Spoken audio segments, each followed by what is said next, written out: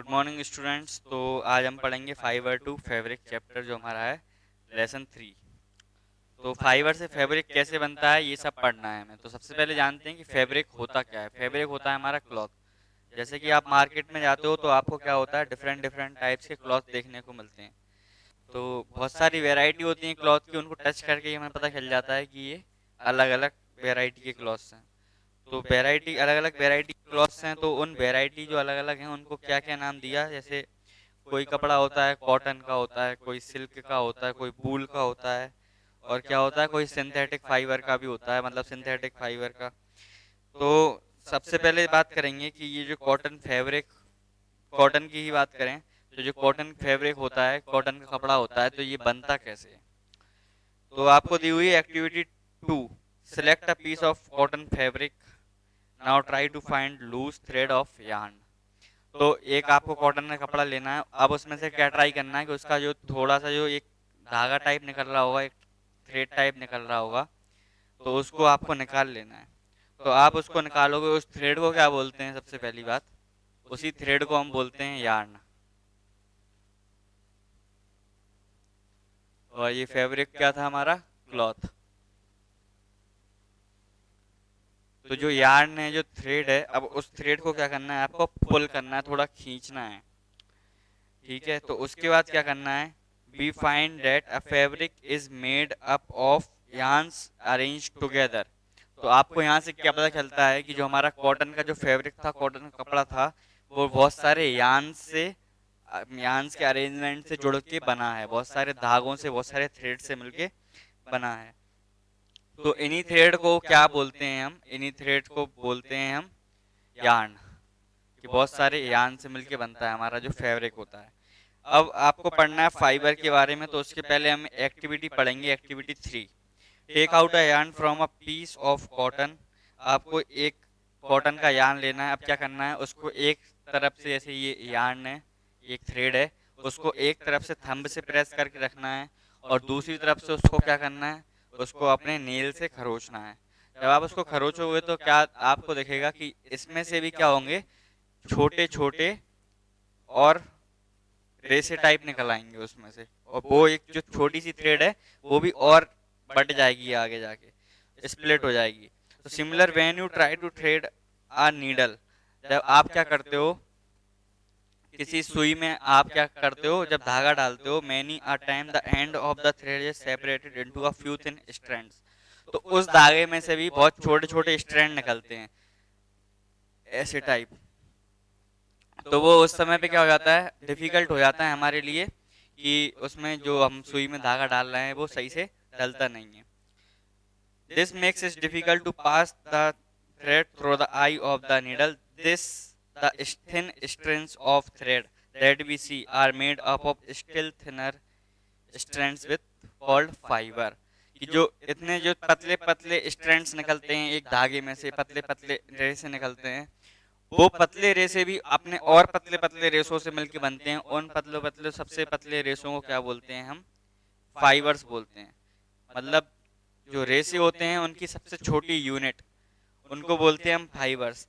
Fabrics are made up of yarns and yarns are further made up of fibres. तो जो हमारा fabric था, कपड़ा था, वो यान से मिलके बनना है, मतलब बहुत सारे धागों से मिलके बनना है। और जो धागा है, थ्रेड है, यार्न है, वो किससे मिलके बनना है, बहुत सारे छोटे छोटे फाइबर से मिलके बनना है। The fibres of some fabrics such as cotton, jute, silk and wool are obtained from plants and animals. तो ऐसे फाइबर्स जो हमें प्लांट और एनिमल से मिलते हैं, मतलब हमें अपने नेचर से मिल रहे हैं, तो इनको क्या बोलेंगे हम, नेचुरल फाइबर्स बोलते हैं। तो कौन कौन से नेचुरल फाइबर्स होते हैं, कॉटन, जूट, सिल्क और वूल, ये हमारे क्या होते हैं, नेचुरल फाइबर होते हैं। कॉटन और जूट क्या होता है, हमें प्लांट से मिलता है, और सिल्क और वूल क्या होता है, हमें एनिमल से मिलता है। इसके बाद देखेंगे, वूल is obtained from fleece of सीप और गॉट। ये जो वूल हमें एनिमल से मिल रहा था, तो वूल कहाँ से मिलता है, कौन से एनिमल से मिलता है, जो बकरी होती है, गोट होती है, या फिर सीप होती है, उसकी जो क्या होती है, फ्लीस होती है, मतलब उसकी जो चमड़ी होती है बाहर आउटलाइन, उससे हमें वूल मिलता है। It is also obtained from the hair of rabbits, yak and camels. ये रैबिट के हेयर से, याक के हेयर से और कैमल के हेयर से भी मिलता है wool. Silk fibre is drawn from the cocoon of silk worm. जो हमें सिल्क फाइबर, जो दूसरा जो फाइबर है जो एनिमल से मिलता है वो सिल्क है। तो ये सिल्क फाइबर हमें कहाँ से मिलता है? जो सिल्क वॉर्म का कोकून रहता है उससे। सिल्क वॉर्म होता है, उसका कोकून होता है। कोकून क्या होता है? एक अंडे टाइप रहता है जिसके ऊपर बहुत सारी सिल्क लगी हुई होती है। तो ऐसे हमें सिल्क मिलता है। अब बात करें, ये तो हो गए हमारे नेचुरल फाइबर्स, जो कौन कौन से थे? कॉटन, वूल, सिल्क, ये सब ये हमारे हो गए नेचुरल फाइबर्स। अब कुछ फाइबर्स क्या होते हैं जो केमिकली बनाए जाते हैं, केमिकल सब्सटेंस से बनाए जाते हैं, ये हमें प्लांट्स और एनिमल से नहीं मिलते, मतलब हमारे नेचर से नहीं मिलते। तो इन फाइबर्स को हम क्या बोलते हैं? इनको बोलते हैं हम सिंथेटिक फाइबर।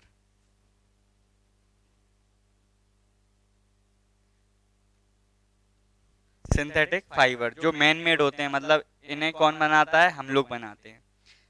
तो सिंथेटिक फाइबर कौन कौन से होते हैं? इसके कुछ एग्जांपल्स हैं, जैसे पॉलिएस्टर हो गया हमारा, नायलन हो गया और एक्राइलिक हो गया। ये होते हैं हमारे सिंथेटिक फाइबर।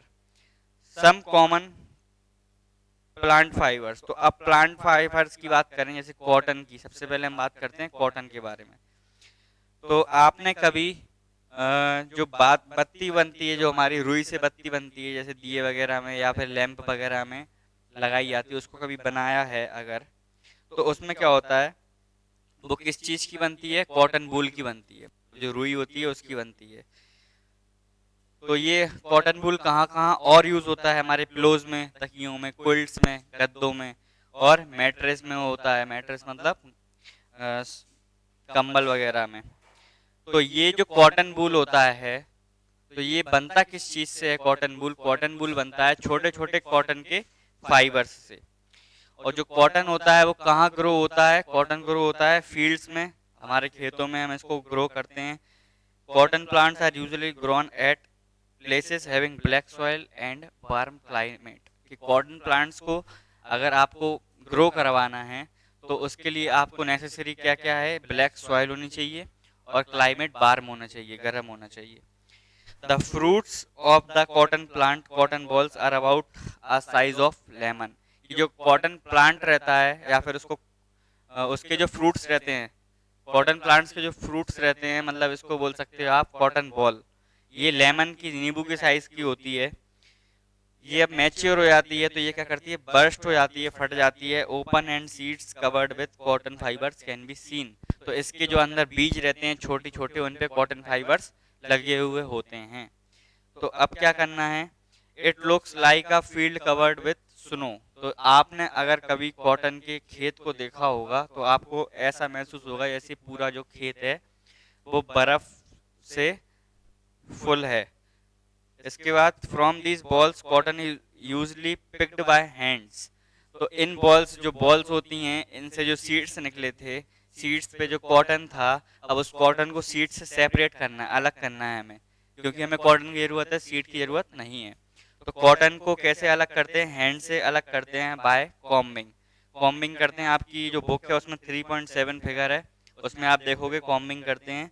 तो इस प्रोसेस को क्या बोलते हैं? हम गाइनिंग बोलते हैं। कॉटन को उसके सीड से अलग करना, इसको बोलते हैं गिनिंग। इसके बाद ginning was traditionally done by hands. तो जो पहले क्या करते थे लोग, इसको ये कॉम्बिंग ही करते थे, हाथ से ही करते थे, लेकिन अब इसके लिए भी मशीन्स आने लगी हैं। तो ये कॉटन हो गया हमारा। दूसरा हम पढ़ेंगे अपने जूट के बारे में, कि जूट, जो जूट फाइबर होता है वो हमें कहाँ से मिलता है? Stem of jute plant. Jute plant की जो स्टेम होती है उससे हमें क्या मिलता है? जूट फाइबर मिलता है। During the rainy season. और ये इसकी जो फसल होती है, कल्टीवेटेड कब होता है? ये कब उगा सकते हैं अपन इसको? रेनी सीजन में उगाते हैं। तो इंडिया में ज़्यादातर जूट कहाँ उगाया जाता है? वेस्ट बंगाल, बिहार और असम में। The jute plant is normally harvested when it is at the flowering stage. तो इसको काटा कब जाता है जूट के प्लांट को? जब इसमें फ्लावरिंग स्टेज चल रही है, मतलब इसके फ्लावर्स आने लगे हों। The stems of the harvested plants are immersed in water for a few days. अब इनको काटने के बाद, इसकी स्टेम्स को काटने के बाद क्या किया जाता है, इनके स्टेम्स को वाटर में इमर्स डुबो के रखा जाता है कुछ दिन के बाद लिए। फिर कुछ दिन बाद क्या किया जाता है कि उसमें से हम हाथ से ही क्या करते हैं, उसकी स्टेम को और उसके जूट को हम सेपरेट करते हैं। तो यहाँ पे हमारा जो जूट है वो ख़त्म होता है। To make fabrics all these fibres are first covered into yarns. तो जितने भी हमारे जो फाइबर्स निकलते हैं, जैसे कॉटन के फाइबर निकले और जो जूट के फाइबर निकले, इनसे हमें कपड़ा बनाना है। तो कपड़ा बनाने के लिए सबसे पहले हमें इन फाइबर्स को यार्न में चेंज करना होगा कि नहीं। तो सबसे पहले इनको यार्न में चेंज करना है। अब यार्न में चेंज कैसे करते हैं ये हम अपनी नेक्स्ट वीडियो में पढ़ेंगे। आज के लिए इतना ही। आप इसके नोट्स बनाएंगे और आप इसको अच्छे से पढ़ेंगे। जो भी आपके डाउट्स होंगे लाइव सेशन में डिस्कस किए जाएंगे। Thank you, have a nice day.